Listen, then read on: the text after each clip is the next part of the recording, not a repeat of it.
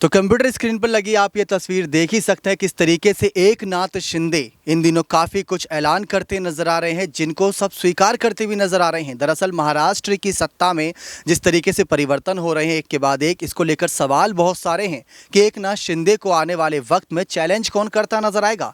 उद्धव ठाकरे ने खुद सीएम पद से इस्तीफा दिया, दूसरी तरफ आदित्य ठाकरे चैलेंज कर रहे हैं, तो उन पर कई सारे फैसले भी लिए जा रहे हैं बीजेपी के द्वारा, उनके कार्यकाल को लेकर सवाल खड़े किए जा रहे हैं। दूसरी तरफ राज ठाकरे ने पूरी तरीके से द्वार खोल दिए हैं शिंदे गुट के लिए कि 40 विधायकों का आना हो या उनके साथ जो निर्दलीय विधायक हैं जो भी आना चाहता है पार्टी में उनका स्वागत है, ऐसी बात निकल कर सामने आई थी। देवेंद्र फडणवीस ने समर्थन दिया और समर्थन इतना अच्छा दिया कि खुद डिप्टी सीएम पद पर बैठ गए और सीएम पद पर एकनाथ शिंदे को बिठा दिया।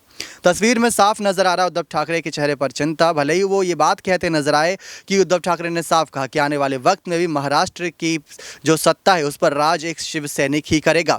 आदित्य ठाकरे क्या होंगे महाराष्ट्र के नए चेहरे के रूप में, मुख्यमंत्री चेहरे के रूप में?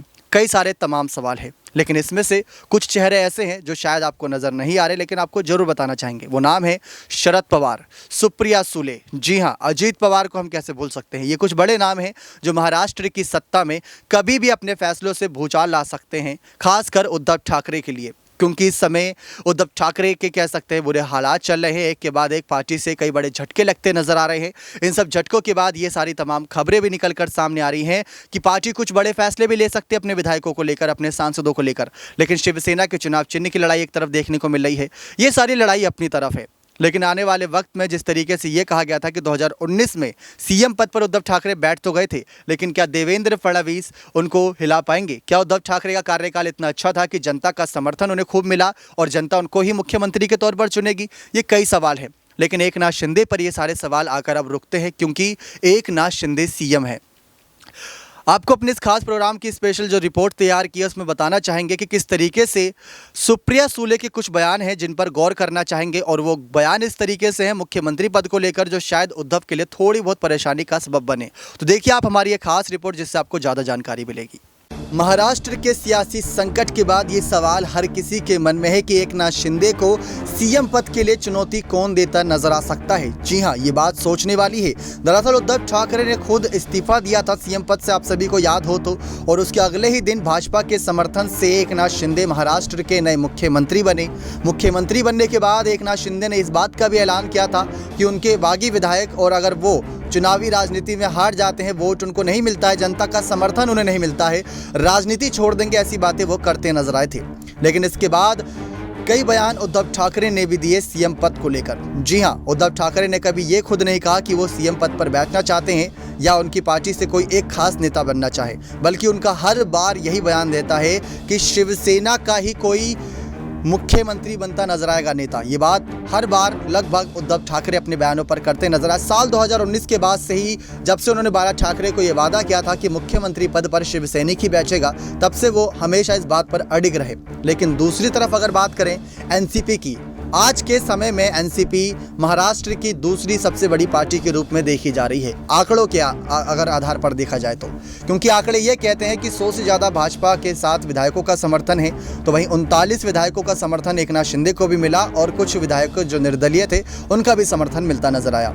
और इससे पहले जब तक शिंदे गुट शिवसेना के साथ ही थे, तब तक शिवसेना का आंकड़ा 53 से नहीं बल्कि 55 था। जी हाँ, शिवसेना 55 का आंकड़ा था और एनसीपी का आंकड़ा अभी भी 53 है। तो इस हिसाब से देखा जाए अब जो आंकड़ा बढ़ चुका है, जहां शिंदे गुट अलग हो गया, शिवसेना अलग हो गई है, तो वहां पर 16 विधायक, तो वहीं दूसरी तरफ 39 विधायक की गिनती। इस वजह से एनसीपी दूसरी सबसे बड़ी पार्टी मानी जा रही है।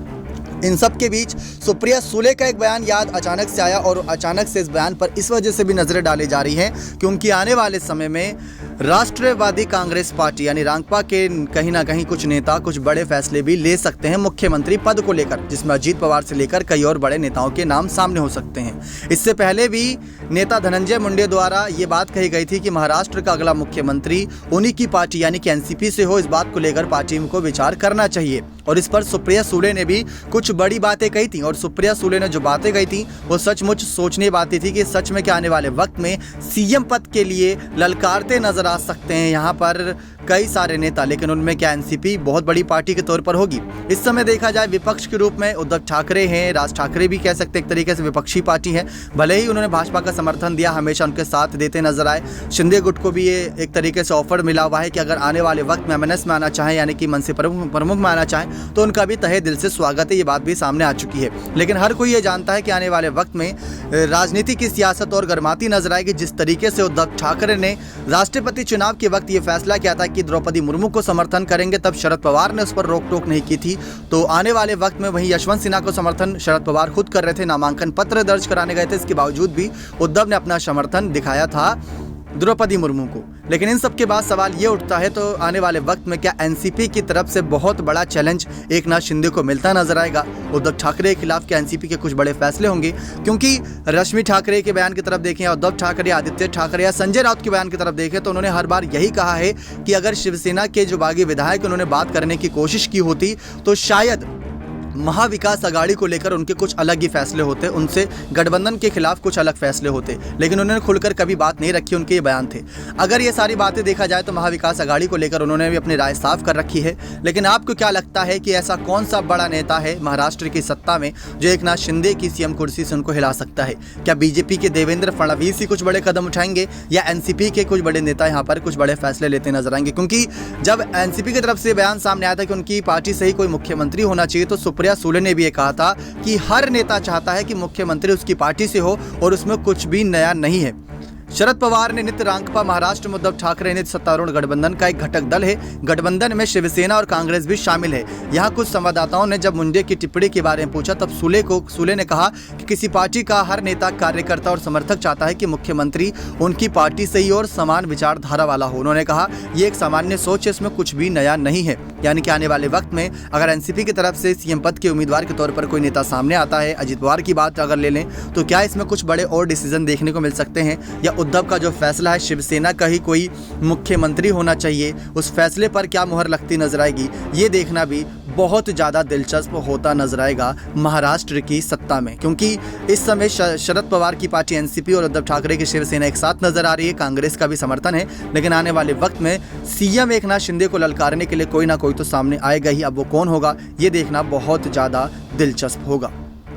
देखा आप सभी ने किस तरीके से उद्धव ठाकरे के मतलब कुछ खिलाफ ही कह सकते हैं, या उनसे हटकर, भले उद्धव ठाकरे को उस पर निशाना पर ना लिया हो, ना ही शिंदे ना ही देवेंद्र फडणवीस किसी को निशाने पर नहीं लिया, लेकिन उन्होंने फिर भी ये बात कह दी कि महाराष्ट्र की सत्ता है, मुख्यमंत्री पद है। हर पार्टी का नेता चाहता है कि उनके पद से मतलब जो मुख्यमंत्री पद है उनकी पार्टी से वो मुख्यमंत्री बनता नजर आए। तो ये सारे फैसले हैं जो आने वाले वक्त में काफ़ी कुछ निर्भर करते नजर आएंगे, और इन पर सबकी नज़रें भी रहेंगी कि जो सुप्रिया सुले ने बात करी है, जो शरद पवार के फैसले होंगे, क्या वो फैसले उद्धव के खिलाफ होंगे, या महाविकास अघाड़ी पूरी तरीके से ऐसी ही चलती नजर आएगी? और अगर ये महाविकास अघाड़ी ऐसी चलती रहेगी तो बीजेपी और शिंदे गुट से जो समर्थन मिलकर शिंदे सीएम बने हैं, क्या उस पद को हिला पाएंगे? क्या राज ठाकरे का इन सब में समर्थन मिलता है? राज ठाकरे की क्या भूमिका रहती है? कई तमाम सवाल यहाँ से खड़े होते हैं, लेकिन सवालों के जवाब हम छोड़ देते हैं समय पर। आने वाले बीएमसी चुनाव, आने वाले विधानसभा चुनावों से कई तस्वीर साफ होती नजर आएगी कि एनसीपी, कांग्रेस, शिवसेना, शिंदे गुट, बीजेपी और एमएनएस पार्टी के क्या फैसले होते हैं। बने रहे चैनल के साथ ऐसी और तमाम बड़ी खबरों के लिए बहुत बहुत धन्यवाद।